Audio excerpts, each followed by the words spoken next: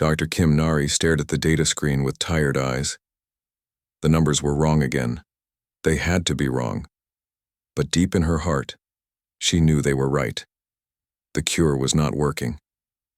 Around her, the research station buzzed with activity. Scientists ran between lab tables. Computers hummed with calculations. Everyone worked faster than they ever had before. But it was not fast enough. "Dr. Kim," called Dr. Park Gina from across the room. "The latest test results are in." Nari walked over to her colleague. Gina's face was pale. Dark circles hung under her eyes like bruises. They all looked the same now. Sleep was a luxury none of them could afford.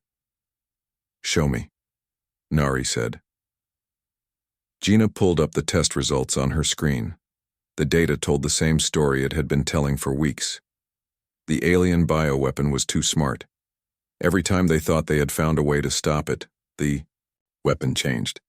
It learned. It adapted. It killed. "The DNA corruption is spreading faster now," Gina said quietly. "The cells break down completely within 6 hours of infection. We cannot stop it." Nari closed her eyes. 6 hours. Yesterday it had been 8 hours. The day before, 10 hours. The bioweapon was getting stronger while humanity got weaker. A loud alarm suddenly filled the station. Red lights flashed on every wall. Nari's heart jumped. She knew what that alarm meant. The defense fleet was under attack again. "All stations, this is Admiral Lee Hyun," came a voice over the communication system. "The Dominion fleet has broken through our outer defenses. We are falling back to Earth's moon.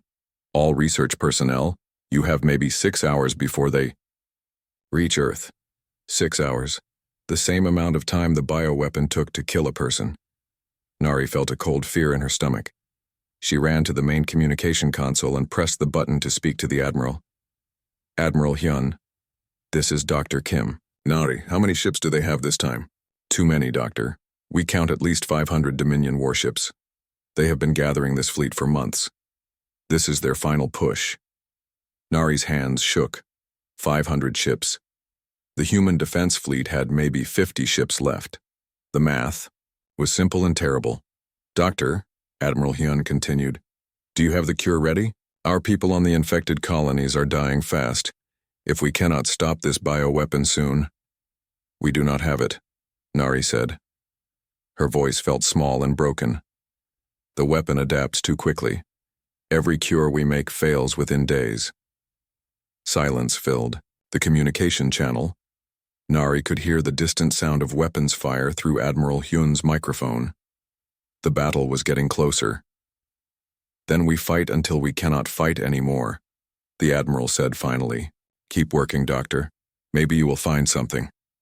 The communication ended. Nari stood alone at the console while chaos continued around her. Her team kept working on their experiments. They still hoped for a miracle. But Nari had looked at too much data. She had run too many tests. Miracles were not coming. She walked to her private office and locked the door. On her desk sat a small device she had been working on in secret. It was not a cure. It was something else entirely. The device looked like a metal box the size of her hand. Inside it was everything that made humans human. DNA patterns from thousands of people, cultural records, music, art, literature, the entire history of humanity, compressed into microscopic storage. But it was more than just information. Nari had spent years developing genetic enhancement techniques. The device could not only store human DNA but improve it, make it stronger, make it resistant to bioweapons like the one killing her people now. She picked up the device and held it close to her chest. This was her real work, not the cure that would never come. This was humanity's future. Another alarm sounded. This one was different, louder, more urgent. "All personnel, this is Commander Yang Su. Dominion landing ships have reached Earth's surface. They are releasing the bioweapon into our atmosphere. We have maybe 2 hours before it spreads to every city on the planet." 2 hours. Nari's breath caught in her throat. She had run out of time. She opened her office door and shouted to her team, Everyone stop what you are doing. We are leaving. Now. But doctor, called Engineer Choide, we are so close to a breakthrough. Just give us a few more hours. We do not have a few more hours, Nari said. Pack only what you need. We leave in 30 minutes. Her team stared at her in confusion. They did not understand yet. They still believed they could save everyone. Nari had believed that too, until today. She gathered her most important research files and loaded them into a portable storage device. The genetic vault went into a special protective case. These were the only things that mattered now. As her team reluctantly packed their equipment, Nari opened a private communication channel to Admiral Hyun. Admiral, this is Dr. Kim Nari. I need immediate transport for my team to Escape Ship 7. Doctor, the escape ships are for civilians. Your research is too important. We can protect the station for a few more hours. No, Nari said firmly. The research station will fall. The cure will not work. But I have something else. Something that can save humanity in the future. What do you mean? Nari looked at the genetic vault in her hands. I cannot save the people who are alive now, but I can save the idea of humanity. I can make sure we do not disappear forever. The Admiral was quiet for a long moment. In the background, Nari could hear explosions. Getting closer. Ship 7 will be ready in 20 minutes, he said finally. Nari gathered her team and led them through the station's corridors. Outside the windows, she could see Earth hanging in space like a blue marble. It looked peaceful from here, beautiful.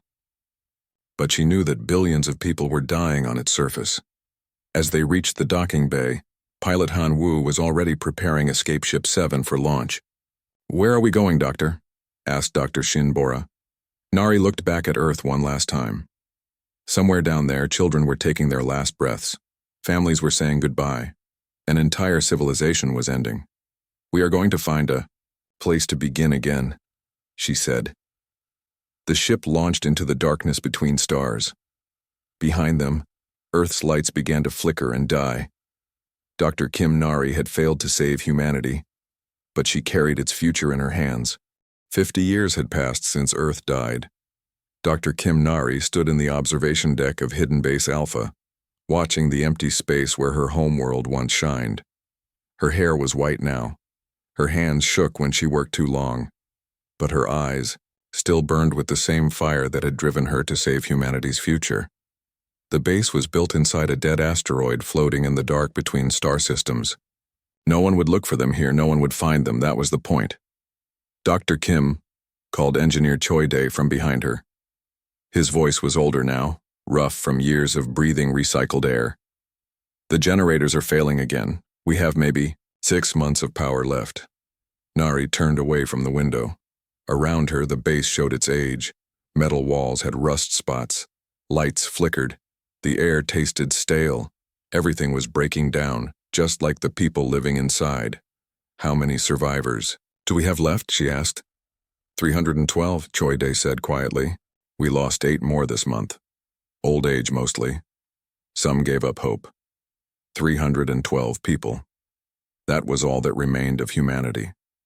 When they first arrived at the asteroid, they had nearly 1,000 survivors. But 50 years of hiding in the dark took its toll. People died. Others lost the will to live. Children were born, but not many. Nari walked through the base's corridors. In the medical bay, Dr. Park Gina worked over her latest patient. Gina's once black hair was gray now, but her hands were still steady. How is she? Nari asked, looking at the young woman on the medical bed. The same as the others, Gina said. Her body is shutting down. We have been in space too long. Human beings were not made to live like this. The patient was only 25 years old, but she looked 50. Her skin was pale and thin. Her bones were weak. This was what happened to people born in space, raised on artificial food and recycled air. We need to find a real world soon, Gina continued, or we will all die here in the dark. Nari nodded. She had known this day would come. The hidden base was never meant to be permanent.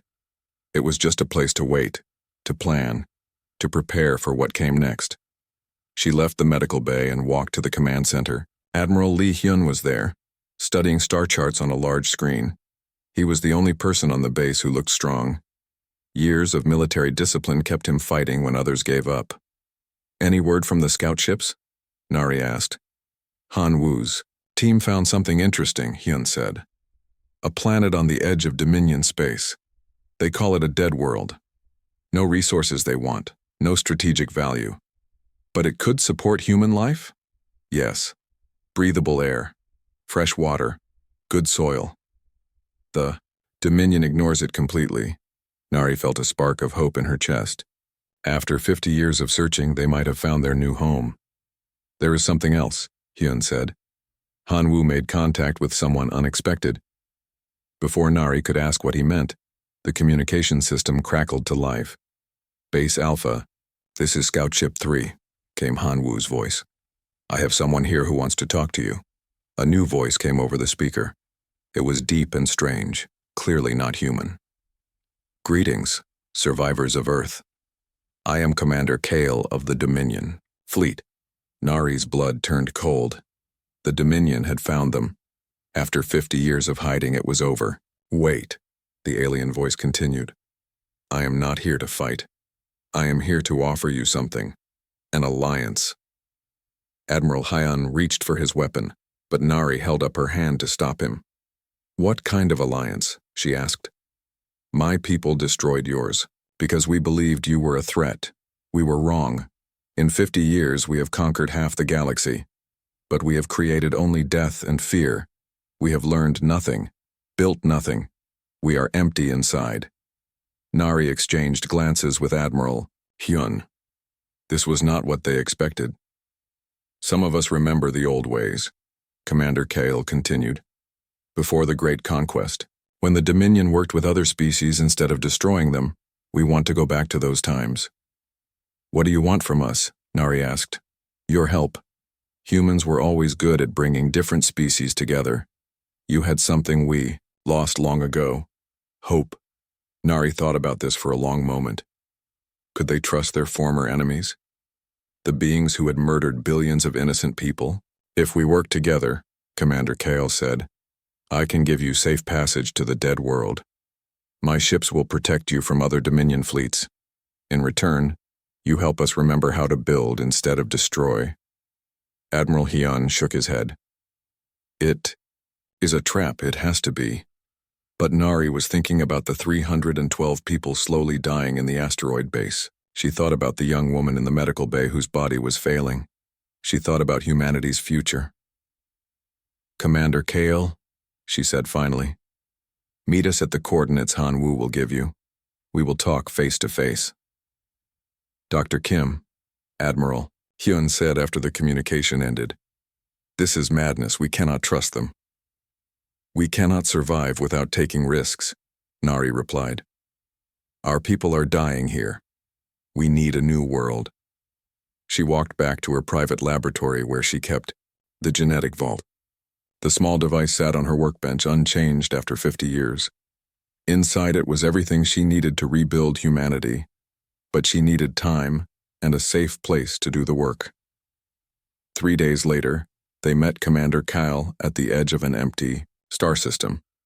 The alien looked like a tall human, but his skin was blue and his eyes were silver. He came alone on a small ship as promised. You are smaller than I expected, he said when he saw Nari. You are less evil than I expected, she replied. They talked for hours. Commander Kale told them about the Dominion's internal struggles. Many of his people were tired of endless war. They wanted to find a better way. Nari told him about the genetic vault, about her plans to create a new generation of humans who could resist bioweapons and live in harmony with other species. You would share this technology? Commander Kyle asked. If you prove you can be trusted, Nari said. They made an agreement. The Dominion rebels would help the human survivors reach the dead world. In return, Nari would work to heal the damage done by decades of war. As their ships traveled toward their new home, Nari looked out at the stars. For the first time in 50 years, she felt hope. The long exile was ending. The real work was about to begin. 20 years on New Terra had changed everything. Dr. Kim Nari walked through the growing settlement that now covered the valley where they first landed. Buildings made of local stone rose from the green fields. Gardens bloomed where there had once been empty dirt. The dead world was alive again, but the most amazing change was the children. Nari stopped at the education center to watch them play. These were not ordinary human children. They were taller than their parents. Their eyes were brighter.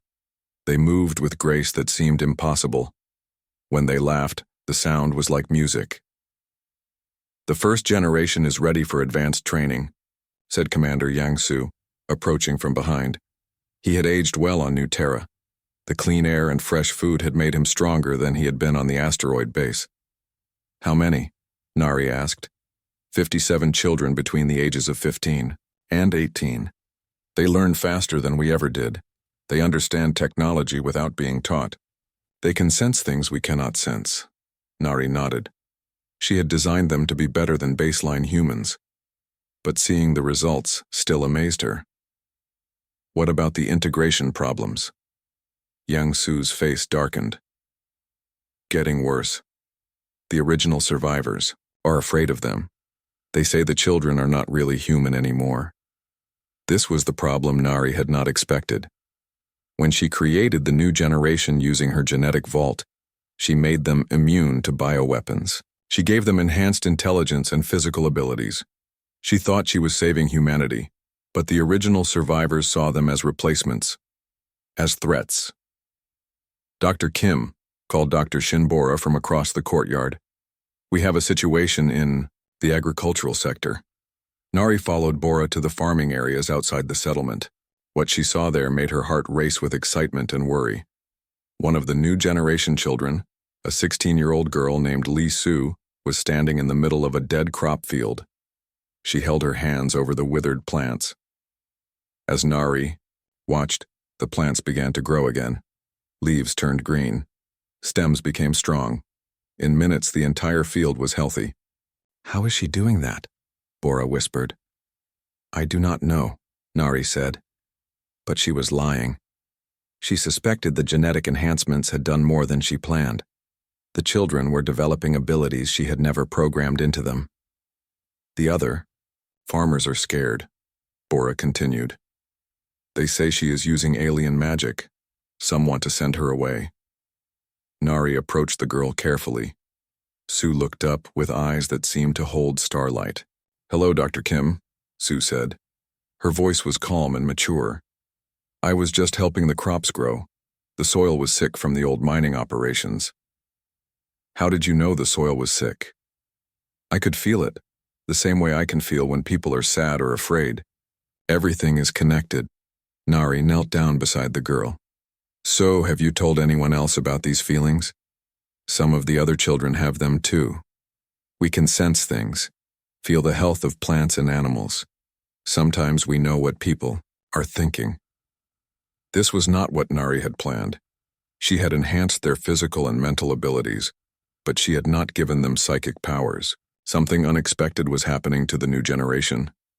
"Can you keep this quiet for now?" Nari asked. "Until I can figure out what is happening?" Sue nodded. "The adults are already afraid of us.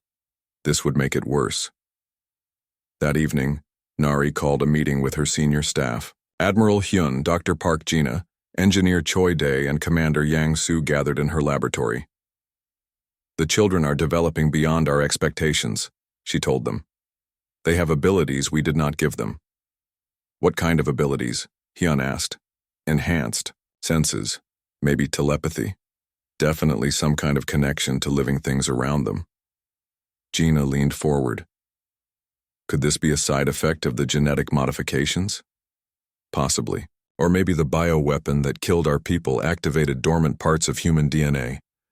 Parts we never knew existed." "Are they still human?" Choi Dae asked quietly. It was the question everyone was thinking, but no one wanted to ask. "I do not know," Nari admitted. "They look human. They act human. But they are definitely something more." "The original survivors will not accept this," Yang Su said. "There is already talk of leaving New Terra. Some want to find another world away from the children." They cannot survive on their own, Hyun said. We barely have enough people to maintain the settlement as it is. Nari felt the weight of responsibility crushing down on her. She had tried to save humanity, but maybe she had created something entirely new instead. There is something else, Yang Su said. Our long-range sensors detected ships approaching the system. 3 vessels, configuration unknown. Dominion? Hyun asked, reaching for his weapon. No. Commander Kale's people are still helping us. These are different, smaller ships.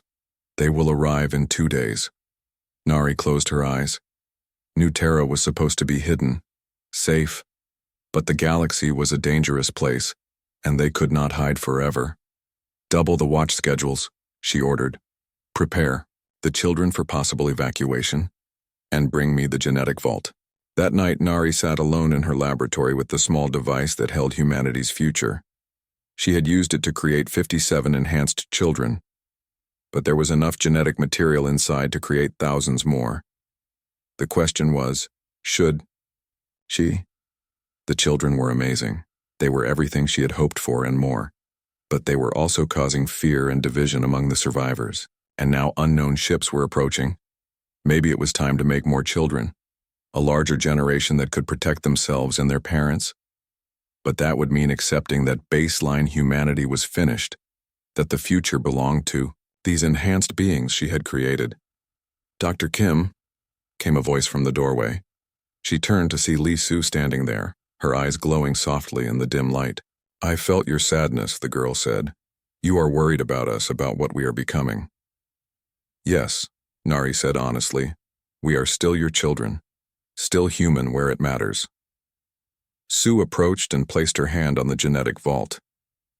But we are also something new, something the galaxy needs. What do you mean? The ships that are coming. They are not here to hurt us. They are refugees, running from the Dominion. They need help. How do you know this? Sue smiled. I can feel their fear and hope, the same way I felt the sickness in the soil. We were made to heal things, Dr. Kim, to bring life where there was death, to unite where there was division. Nari looked at this remarkable girl and finally understood. She had not created replacements for humanity. She had created humanity's next step. The children were not just enhanced humans. They were bridges between species, healers, unifiers. Will you help me create? More like you, she asked. Yes, Sue said, but not to replace the original survivors, to protect them, to show them that being different does not mean being enemies. The next morning, Nari began preparing for the second generation. This time, she would not work in secret. She would show everyone that the future of humanity was not about staying the same. It was about growing into something better. The war began when the Dominion found New Terra. Dr. Kim Nari stood on the command bridge of the human flagship Unity, watching enemy ships fill the space around their world. She was over 90 years old now, kept alive by the same genetic treatments that had created the enhanced children. Her body was frail, but her mind was sharp as ever. How many ships? She asked Admiral Lee Hyun. 200 Dominion warships, Hyun replied. His hair was white, but his voice was steady. They brought everything they have. And how many do we have? 15 human ships, 20 vessels from our alien allies. The odds are not good. Nari looked out at the battle fleet humanity had built over the past 20 years. The ships were beautiful, sleek designs that combined human creativity with technology from a dozen different species, but they were outnumbered 10 to 1. Dr. Kim, came a voice behind her. She turned to see Lee Su, now 36 years old and the leader of the second generation. Su had grown into a remarkable woman, tall and graceful with eyes that seemed to hold the wisdom of ages.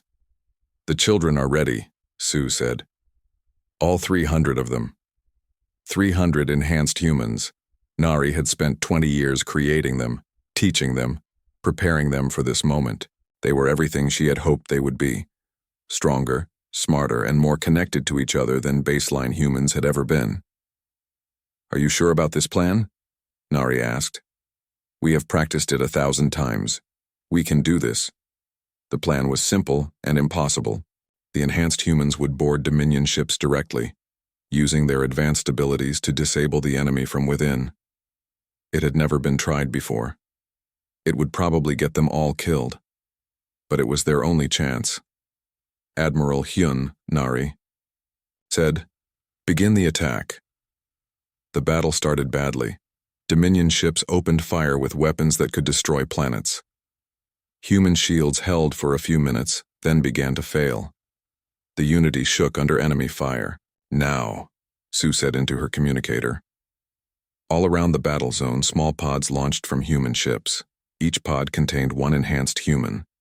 They flew through space without protective suits, their modified bodies able to survive in vacuum for short periods. Nari watched on the main screen as the pods reached Dominion ships. The enhanced humans cut through metal hulls with tools that should not have worked. They moved through enemy corridors like ghosts, disabling weapons and engines, with knowledge they should not have possessed. "How are they doing that?" Engineer Choi Dae asked in amazement. "They can sense the flow of energy through the ships," Nari explained. "They know exactly where to strike to cause maximum damage with minimum effort." But the Dominion was not defenseless. Their soldiers fought back with advanced weapons and superior numbers. Several pods went silent. Enhanced humans were dying. "Dr. Kim," called Dr. Park Gina from the medical station. "We are receiving wounded. The children need help." Nari left the bridge and went to the medical bay. What she saw there broke her heart. Enhanced humans with terrible injuries were being brought in by the dozen. These were her children, the beings she had created and raised. Now they were dying for her cause. "Keep fighting," whispered one injured boy as Gina worked on his wounds. "We can win this." "How can you be sure?" Nari asked. "Because the Dominion soldiers are surrendering, not fighting. Surrendering." Nari ran back to the bridge. On the main screen, she could see something impossible happening. Dominion ships were lowering their weapons. Some were even changing course to move away from the battle. "What is going on?" Admiral Hyun demanded. The communication system crackled to life. Multiple voices began speaking at once. All of them Dominion soldiers. "This is Captain Rex of the battleship destroyer. We surrender." "This is Commander Vale of the cruiser Deathstrike. We will not fight these humans anymore." "This is Admiral Torin of the flagship Conquest. I am ordering all Dominion ships to ceasefire immediately." Hyun stared at the communications board in shock. "How are they doing this?" Sue's voice came over the intercom from one of the captured ships. "The enhanced humans are not just disabling the ships. They are talking to the Dominion soldiers, showing them what we have built on New Terra, sharing memories of cooperation and peace." "Sharing memories?" Nari asked. "The telepathic abilities have grown stronger. We can show people our thoughts and feelings directly. When the Dominion soldiers see what we really are, most of them do not want to fight anymore." Within 6 hours, the battle was over. Not because one side had destroyed the other, but because the enhanced humans had convinced most of the Dominion fleet to change sides. The aftermath was even more remarkable than the battle itself. Dominion soldiers came to New Terra's surface and saw what humanity had built. Gardens that fed dozens of species. Cities where former enemies lived and worked together. Children playing games that had no winners or losers. "We have been fighting for so long," said Admiral Toran, the Dominion commander who had led the attack. "We forgot there could be another way." Nari walked with him through the settlement. Around them, enhanced humans worked alongside original survivors and alien refugees. Everyone had a role. Everyone was valued. "Your people are remarkable," Torin continued. "They do not seek revenge for what we did to Earth. They offer healing instead." "That is what I designed them to do," Nari said. "Not to replace humanity, but to show it what it could become." Over the following months, word spread across the galaxy. Humanity had returned, but not as conquerors. They came as healers, teachers, and bridge builders. Species that had been enemies for centuries began working together under human guidance. The enhanced humans proved to be natural diplomats. Their telepathic abilities let them understand different species in ways that had never been possible. They could feel the emotions and needs of alien beings, finding common ground where others saw only differences. Dr. Shinbora's agricultural techniques turned dead worlds into gardens. Engineer Choi Dae's technology made space travel safer and cleaner. Dr. Park Jina's medical advances cured diseases that had plagued entire species for generations. But it was the enhanced humans who made it all possible. They were the living proof that different did not mean threatening, that evolution could bring species together instead of driving them apart.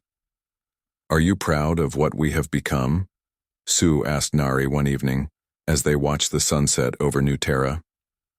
Nari looked at the thriving world around them. Ships from 100 different species came and went peacefully. Children of dozens of races played together in the gardens. Former enemies shared meals and stories. "I am proud," she said, "but I am also amazed. You have become something I never imagined when I created you." "We became what the galaxy needed," Sue replied. "What humanity was always meant to be, not rulers or conquerors, but the species that brings everyone else together." In the distance, construction crews were building new ships, not warships, but exploration vessels and medical ships and colony transports.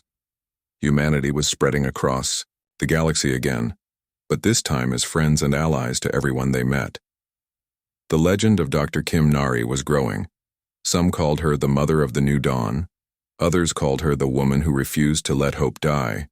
But Nari herself knew the truth. She had not saved humanity by keeping it the same. She had saved it by helping it become something better. Dr. Kim Nari was dying, and she was not afraid. She lay in her bed on New Terra, surrounded by the people she loved most. Lee Soo held her hand. Admiral Lee Hyun sat beside her, his weathered face showing the grief of a lifelong friend.